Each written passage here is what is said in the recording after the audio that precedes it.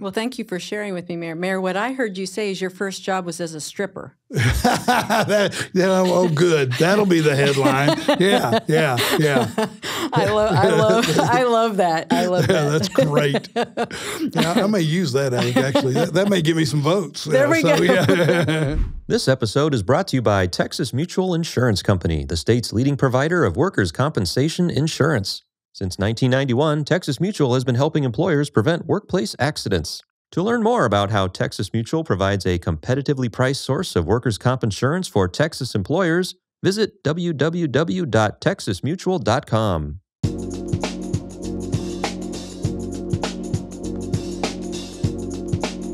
Hi, everyone. Welcome to Austin Hires Local Podcast. My name is Tamara Atkinson. I'm proud to serve as the CEO of Workforce Solutions Capital Area.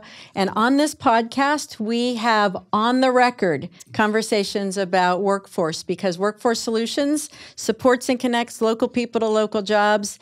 And we are joined today by someone who gets it. I am so pleased, Mayor, to have you here. We have City of Austin Mayor Kirk Watson joining us today. Mayor, I'm excited to talk to you about affordability, mobility infrastructure, childcare, and anything else you want to talk about. So thanks for being here today. It's my pleasure. Thank you for having me. All right, Mayor, tell me a little bit about your first job and what did you learn from it? So I grew up in a house where my mother made it pretty clear that once we got into middle school, we had to get a job. We weren't just going to sit around the summer and watch the Three Stooges or cartoons. So my very first job was working for the school district. And so I guess I was going into the 7th grade. And what my job was I would go into schools, and it was the summer, so we were getting the schools ready for the next year, and we'd go in, and I'd pull out all the furniture in a classroom, put them out in the hallway, stack it all out in the hallway, and then I ran a stripper where I would strip the wax off the floor, go back in, and then re-wax the floor, and when it dried, put all the furniture back into place. And I guess the biggest lesson about that was managing your time would be the first thing I learned about that. And the other was that working with other people, I got to meet, and of course I was a kid, right? A little kid in a lot of ways, but I got to meet grown men that were doing those kinds of jobs as well, and sit with them and have lunch. And, we always snuck into the teacher's lounge and had lunch in the teacher's lounge. Were you eating teachers' lunches? No. Okay, Teachers weren't around. Okay, no, okay, all right. But it was, so I would say that the camaraderie that comes with having friends that are doing the same job, hot and enjoying each other's company. But really, I think it probably was time. The one thing you had to learn was time management, because you were supposed to get a certain amount of work done each week. Okay. They weren't really paying attention to what happened on each day, but by the end of the week, we knew where we needed to be. And they could tell if you'd done it or not, right? Oh, yeah. There's no question about that. And then the hardest part of that was when we moved into there was an old WPA part of the school. Oh. And you're bringing up really harsh memories here, but they were old wood floors, and so we had to basically sand those floors and re-wax them, and of course they hadn't been done right for years, so all along the edges of the room you had just built up for years. We had to get little wood sanders. And, oh wow! Yeah, it was, but it was fun, right? It was learning new things and experiencing all that. Well, thank you for sharing with me, Mayor. Mayor, what I heard you say is your first job was as a stripper. Oh, good. That'll be the headline. Yeah. I love that. I love that. That's great. I may use that, actually. That may give me some votes. There we go. Yeah. People will sit up and look take at notice. you. They'll take notice. First mayor who's ever been a stripper. There you go. So, Mayor, let's get a little serious now, and let's talk about affordability and family income. So family income is, of course, a key variable in the affordability equation. What is the City of Austin doing to help local residents take full advantage of the opportunities in our community and build economic security for their families? Yeah, and that in many ways that is the question, I think. In fact, I talk about affordability in this community as affordability first. That is our first priority. I think it's our number one thing that we need to be focused on is how do we make Austin more affordable? And I feel that way for a couple of reasons. One is I have long felt like that part of what makes Austin Austin is the fact that we can welcome pretty much anybody, and the fact that we have young people that come here every year. I call it our fountain of youth. You know, they come here for Houston Tillotson, St. Ed's, Concordia, ACC, and of course that little public university that we celebrate so much, University of Texas at Austin. And what happens is those young people get here, and every year they bring great change. They bring new thoughts, new ideas, greater diversity, new culture, new music. You name it, it's new. And then they fall in love with Austin. Like a lot of us did. And they say, how do I stay here? If we're not a place that they can afford to stay here, and if we're not a place that people can be here and be a part of this place, then we're not going to be the Austin that we all fell in love with. And so affordability first with me. And you've asked the question, I mean, the way you've asked that question is really important.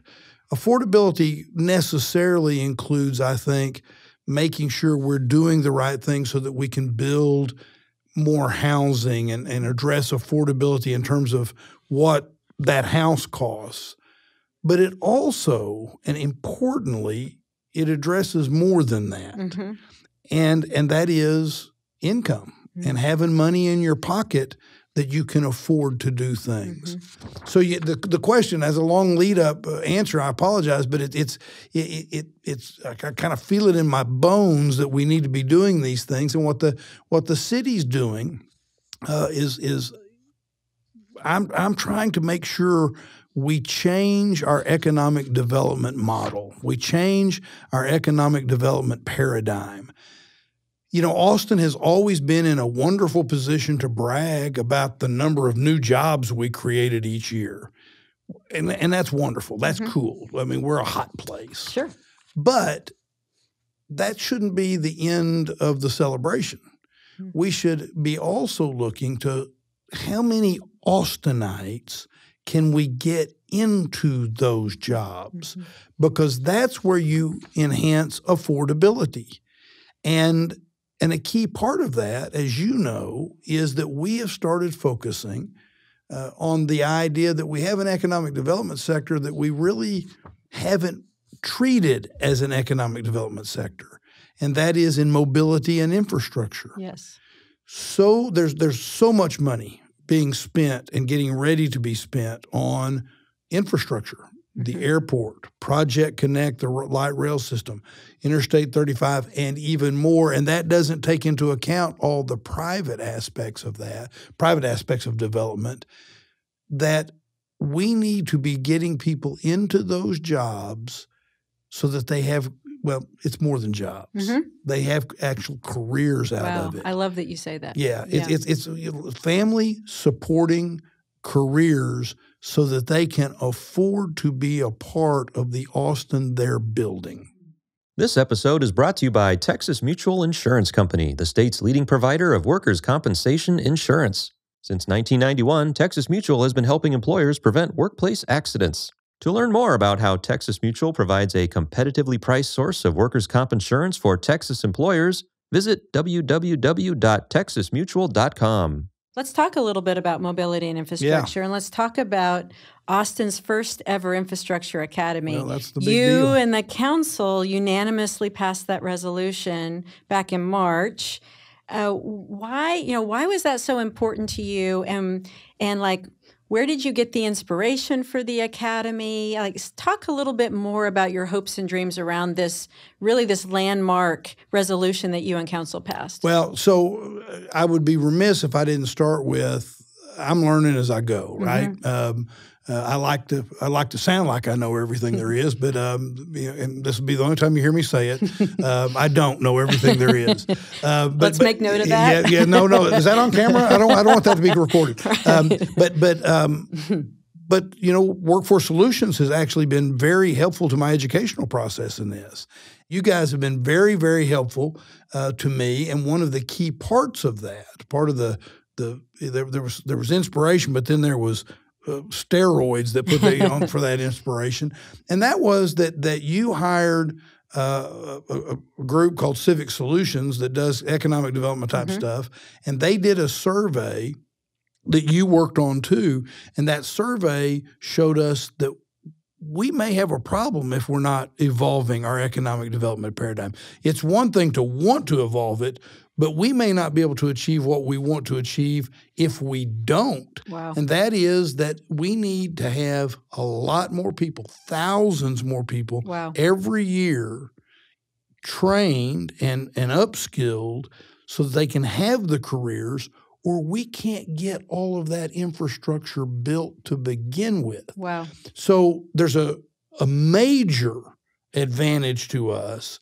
We get the infrastructure that we need to have the quality of life we want to have. Sure. But importantly, we also create careers for people. Oh, I love that. So that they can afford to live in this city and keep Austin what I consider to be a more complete city, because more people are able to afford to be here and raise their families, and their families get to raise families. I love that you're thinking that way, Mayor. Let's talk about the Infrastructure Academy. Yeah. And let's talk about supporting families and affordability. You can't talk about affordability and families without talking about childcare. Right. So what is your vision for childcare? What's the city doing? And even how does childcare fit into this Infrastructure Academy? Well, as you know, and a lot of people are learning, when we talk about affordability and how we ought to be doing things, one of the key things is childcare. Sure. Now, we have a focus, as appropriately so. We have a focus, and you've seen this city council do some really great things with regard to affordability and housing. But the second biggest expense in most households behind the housing costs is childcare. Wow. Certainly in those households that have children. And we know, again, this is something that has been starkly put in front of me, is that we know that people are actually making the hard decisions about careers, about do I stay part-time, or can I go full-time? Can I take this job, or could I take that higher paying job? They're making those decisions based upon the availability of childcare. Wow, yeah. And so when that's a key factor in what it is that we know is influencing how people make their decisions, and therefore impacting affordability. And remember, affordability first. Yeah, we have to keep a focus on that. Then we have to address it. And of course, the Infrastructure Academy will take that into account. But in addition to that, the City Council of Austin, Texas, the voters last year, I guess it was, voted to create an opportunity for cities to give 100% tax exemption for childcare facilities. Sure. And the city of Austin, I'm proud to say, the Austin City Council unanimously became the first city in Texas to take advantage of that. Wow. So there are things like that. Of course, we've also been working with the county and County Judge Andy Brown to talk about what more we might do so that we take a county-wide approach. Sure. Because of the needs county-wide. But childcare has to be first and foremost in our mind. It's been something I've been talking about for a couple of years now, and I'm pleased to see activity and progress in that regard. That's fantastic, Mayor, and thank you for your leadership and that of the judge in this community. I agree with you. When we look at the data, we see a lot of need for childcare. So let's talk about, let's project into the future. Like, what are your priorities as you look ahead for the city under your leadership? Are there critical collaborations, partnerships you need to be successful? Like, paint us a picture of what the future looks like. Well, I'll start with the childcare part of it, right? The childcare aspect of it is we're going to have a lot of collaboration. Okay. I mean, we just mentioned the county. The fact that the county commissioners court voted unanimously to continue looking at how we might seek other funding for a county-wide child care program. And for people that are watching this and listening to it, it's important, I think, that we focus on it county-wide. And that is because not all of the people that I know we talk about affordability in Austin, and I'm the mayor of Austin, but Central Texas has an issue here, and a lot of people that we need for them to be able to take advantage of this live just outside the city, in part because we've had affordability problems, right? It's all circular, so circular, isn't it? Yes, circular. So we have to pay attention to that. But I'm really pleased that the Commissioner's Court is continuing to look at this, and I'm excited about that. And I congratulate them and salute them for doing that. But see, that will require real collaboration. It also, the collaboration, when we talk about some of the aspects of the Infrastructure Academy, already there has been Workforce Solutions has contracted with and collaborated with ATP, the Austin Transit Partnership, which is responsible for building light rail, Capital Metro. So you have collaboration that we're doing in those areas, and we'll have to continue to do that. Collaboration will be paramount. We cannot this issue is so big, it's so important to the future of where we live that we can't let the failure of collaboration or individualized divisions stop us from doing what we need to do. I'm so appreciative of what you're saying. It sounds like you are really trying to set a very big table where the community can be involved, from the key players like ATP and Cap Metro and others. So thank you for that. Well, let's just think about it. I mean, a couple of things. One, we all know AISD is doing some great things. Glad you mentioned them. Yeah, with childcare. ACC made childcare a focus of their bond program at one point. In the past couple of years. Again, so it seems like we've got a lot of folks looking in the same way. How do we collaborate? And of course, man, you talk about making a mistake. I'd make a big mistake if I didn't point out that part of the collaboration with ACC on the Infrastructure Academy, where ACC is going to build the physical structure for the Infrastructure Academy. And of course, as you know, we've been working very closely with the skilled trade unions. They do so much good in this community, and they set standards that are important for us to consider. So part of my excitement about this is we all seem to be getting in the same boat, and now we're figuring out how we're going to row that boat together. I love that. I love that. So what I've heard you say is, we can't do it alone. We need these partners. We're going to continue to lean on them. Mayor, is there anything else about workforce, childcare, affordability that we haven't touched on that you'd like to talk about today? Well, not that we haven't touched on, but I would highlight that we all love Austin.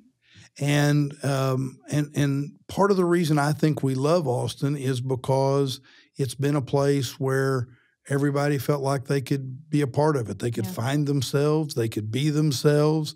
They could be creative, even if it meant they were going to make less money. But that's why we have to be sure that we don't let our success and this is a problem of success, a challenge of success, which is that it impacts our affordability. And that means if we want to be a complete city with all of that creativity and all those happy people, with the teachers that we want for our children, with the public servants and public safety servants that we want, we have to be affordable.